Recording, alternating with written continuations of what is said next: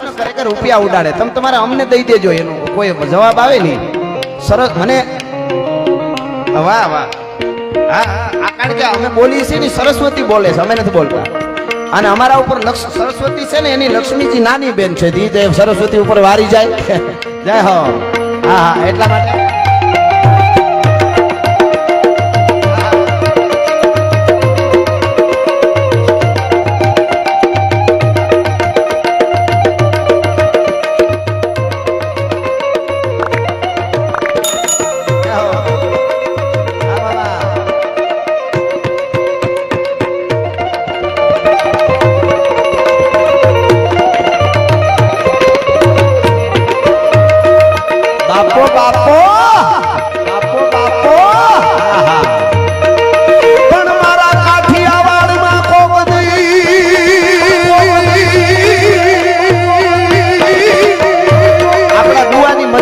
હોર્સની એક મજા છે. આનો અનુભવ તમે આવી રીતે ગાઓ, એ ધીરે આમ આમ હોજરી તો ન જ વળે મારું કહેવાનું, સુરમાં બધું એ ધીરે મારા કાઠિયાવાડમાં કોક દી.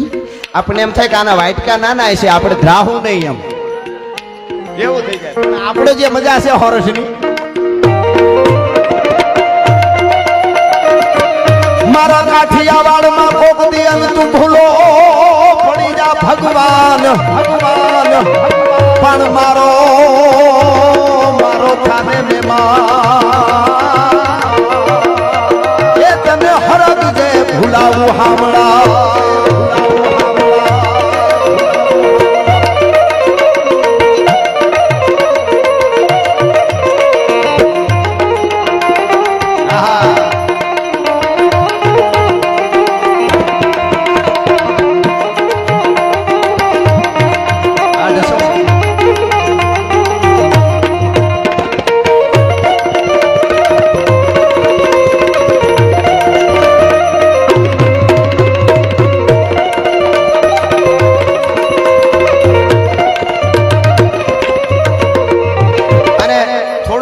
સપાખરા તરફ જાવું, પછી ગીતો વાતો મને આવશે એ કરીશ. જેટલા અહીંયા બેઠા છો એમને વિનંતી, શ્રાવણ મહિનો, દાદો ભૂતનાથ, ગિરનારની છાયા, આમ તો આપણે આખો દી હવના ધંધામાં પડ્યા હોય. પૂરી આપણે પ્રાર્થના, હવે જો ગામડામાં નકર જૂના જમાનામાં હાંજ પડે એટલે આરતીમાં આખા ઘરમાંથી એક જણો હોય, દાદા હોય, દાદી હોય, કોઈ ભાઈ હોય, કોઈ જાતા. હવે આપણે ઘરે ધૂપ દીવા કરી લઈએ છીએ, પણ હવે થોડુંક જાગૃત થવું પડશે એવું લાગે સનાતન માટે. હા કારણ કે આપણા છોકરાને સમજાવી જો શિવ કોણ છે, હનુમાન કોણ છે, ભોળિયો નાથ કોણ છે, રામ કોણ છે, ગણપતિ કોણ છે, આવું બધું સમજાવવું જોઈએ. નહીં સમજાવીને આપણે છે ને સહન કરવા વાળા બહુ. આપણે બાપુ એમને આપણે જવા દીધું, વાંધો નહીં, માફ કરો માફ કરો માફ કરો. આપણા શાખામાંથી હું ચોખવટ જ કરી દઉં હું. અને બીજી વાત હું લીટા બાર કોઈ દી બોલતો નથી. બોલ બોલ અમોલ હે, બિન તોલે મત બોલ, પહેલે ભીતર તોલ કે ફીર બાહિર તું બોલ. બોલવું બકવું એમાં ઘણો ફેર છે. બકી નાખવું આવાન તેવાન ફલાણું એ ખોટું છે. પણ એક વાત કરી દઉં, હમણાં જે કઈ ચાલે છે વાત આપ બધા જાણો છો, થોડુંક મારે કહેવું જોઈએ સાહિત્યકાર તરીકે કે સ્વામિનારાયણ સંપ્રદાય આવડું મોટું હિન્દુ ધર્મના માટે, એટલા આપણા કાયમના માટે હજારો છે ને આપણા ધર્મમાંથી બીજા ધર્મમાં જાય છે, એને બચાવવાનું કામ સ્વામિનારાયણ સંપ્રદાય કર્યું છે, એને હું વંદન કરું છું. જે એમાં મહાન સંતો થઈ ગયા, ભગવાન સહજાનંદ સ્વામી મહારાજ થી જે પરંપરા ચાલી છે એને મારા વંદન છે. પણ એક વાત કહી દઉં, મારા બાપ દાદા બહુ મહાન થઈ ગયા હોય, મામા મારા બાપ દાદા બહુ મહાન હોય, અને ઈ મહાન થઈ ગયા હોય પછી હું ગમે એવું કરું તો મારા બાપ દાદાને પગે લગાય, મને ન લાગવાય, મારો મોક્ષ હોય કોઈ પકડી લે. એમ હટાણે ક્યાંક ક્યાંક આડાવડું ચાલે છે, ક્યાંક હનુમાન દાદા વિશે બોલે, ક્યાંક ભોળાનાથને કે માથે ઉપાડીને ફેરવીને ઘા કર્યો. હવે મારે વધારે તો બોલાય નહીં, બંધનો આવી જાય, સારા માણસો મને સાંભળે એટલે દાદા. પણ એટલી ખબર પડે કે બાપ બાપ હોતા હે, આટલું બધું કરવાનું તમે રહેવા. એ તો હકીકત છે આપણી, અને નુકસાન છે. હમણાં બધું વાદ વિવાદ આલે તો હું બહુ અંદરથી પીડાઉં છું. 50% વિશ્વમાંથી એક આમ આખી મારે કઈ વળી કોકને લાગે કે આ પાર્ટીનો માણસ, પણ મોદી સાહેબને યોગીજીને નરવા રાખે માતાજી. નકર જે આપણા ઉપર જે આપણે સનાતનને ભૂંવાની, હમણાં નથી ગુગલું તામિલનાડુ બોલ્યું કોક, સનાતન મેલેરિયા જેવો છે ખતમ કરી દેવો છે, તારી પેઢીઓ 1500-1000 વર્ષથી મથે છે, એમાં કાંઈ ફેરફાર ન પડે. હા, એટલે કહેવાનો અર્થ મારો ઈ છે કે પીડા થાય કે આપણા છે આ તો, એમાં મહાન સંતો થયા છે સ્વામિનારાયણ પરંપરામાં, અને ઈ બિલકુલ રાજી નહીં થતા હોય આ વાદ વિવાદ થાય. આપણી સનાતન માટે કહું, પણ ઈ શું કામે આવું કરે છે? તો એમાંથી જે મહાન સંતો આજે ઘણા છે, એમાં એમને આગળ આવીને કેવું જોઈએ કે આવું તમે ન કરો. હમણાં ખોડિયારમાંને કહેતા હતા, ખોડિયારમાંના ઉપર મહારાજે કે આમ કરીને એના વસ્ત્રો નીચોવીને પાણી ઉડાડી દીધું ને આમ કરી દીધું. હવે તમે વિચાર તો કરો, મને એમ થાય છે કે શું આવે વધારે તો આપણે કેવું. એટલે હા, ગઈ ટર્મમાં બાપુ પણ ભાજપમાં સાંસદ હતા, એટલે એ બહુ ગૌરવની વાત છે આપણા માટે, બહુ સરસ. હા, એટલે વાત કહેવાનો અર્થ મારો ઈ છે કે મને મેં જે આપને કીધું ને હમણાં, ભાઈ મને કહે છે કે કોક એવું કીધું વિવાદની વાત કરતા. વિવાદની વાત તો એને કરી છે, હું તો ભેળું કરવાની વાત કરું છું. તમે ઉપાધિ ન કરતા, જેને કીધું એને પછી હું સમજાવી દે, તમે તમારી રીતે સાચા છો. વિવાદની વાત કરતા હોય તમને પ્રોગ્રામમાં બોલાવે જ કોણ? અમે ભેળું કરવા, અમારી હજી એવડી ઉંમર નથી, તોય અમે એને સમજાવવાની વાતો કરી છે. એવડી સંપ્રદાય, એવડી પરંપરા, એમાં કરોડો ભક્તો છે, હરિભક્તો. એ આપણા બે ભાગ પડી જાય તો આપણી દિશા શું થાય? આપણા ઉપર 50% ભરડો લઈ ગયું છે ભારતના હિન્દુત્વને ખતમ કરવા.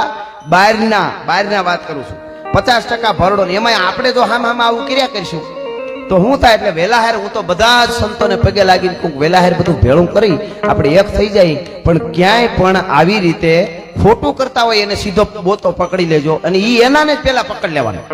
સનાતનમાં કોઈ સાધુ છે એ આગળ કાંઈ કોઈના માટે બોલે તો એનાને સીધું કહી દેવાનું, બીજાને હું કામ કેવા આવવું પડવું જોઈએ? આ સીધી જ વાત છે નહીં તો. એટલે પીડાની વાત છે કે આવું બધું ચાલે છે. નોખા પડવા, અને નોખા પડી જાવ ને તો આપણે નોખા પડવા હાટું થઈને યુગોથી ચાલ્યું આવતું હતું, કોઈનું આયલું નથી. ક્યાંક ને ક્યાંક પાછા આપણે કોઈક એવા ભગવાન આપણે ત્યાં આવી જાય છે, અને આજે પણ આવી જાય એનો આપણને ભરોસો છે. પણ સનાતન પરંપરા, મારું કહેવાનો અર્થ એ છે કે તમારા બાળકોને તમે હિખાડજો કે આપણો ભગવાન, આપણી માતાજી અને કુળદેવીથી હુરાપુરા આપણા ઈષ્ટદેવથી સેટા કાઢવાનું કરે, એને પગે લાગીને કહી દેજો બીજી વાર અહીં ધોકો ન ખાતા. આજ આવ્યા છો એટલે તમને પગે લાગીને કહી દઉં છું કે અમારી કુળદેવીને, અમારા ઈષ્ટદેવને તમે આખા કાઢવાનું માની છે બધાને, પણ એને આગા કાઢવાનું જો કહેતા હો તો અમને અહીંથી હવે બીજે દી ધક્કો ન ખાતા, એટલું ખાસ કહી દેજો. એટલે મારે જે કહેવાનું છે, અને કાયમના માટે મારું પાછું એવું, અહીંયા આજ બોલ્યો ઈ જ કાલ બોલ્યો, હું કાલ બોલું ત્રીજે દી કોઈનો, બીજું કોઈનો પ્રોગ્રામમાં ફલાણી જ્ઞાતિ હોય તો આમ જ વધારે બોલવું, એવું કોઈ દી નહીં આવે. બધા જે વાત આવતી હોય એ જ આવે. કારણ કે લોક સાહિત્યકાર અને ડાયલોગ બાજી એમાં ઘણો ફેર છે.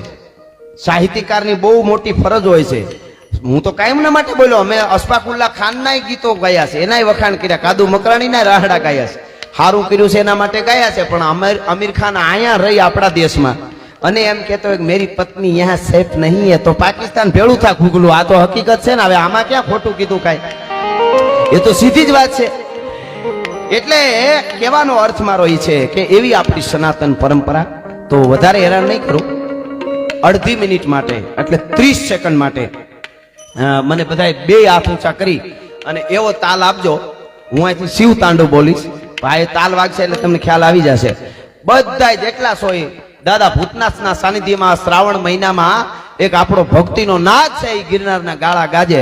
અડધી મિનિટ ને થતા વાર નહીં લાગે. 30 સેકન્ડ માટે બે હાથ ઊંચા કરી અને મને શિવ તાંડવની સાથે જરૂર તાલ આપજો. કેવી રીતે?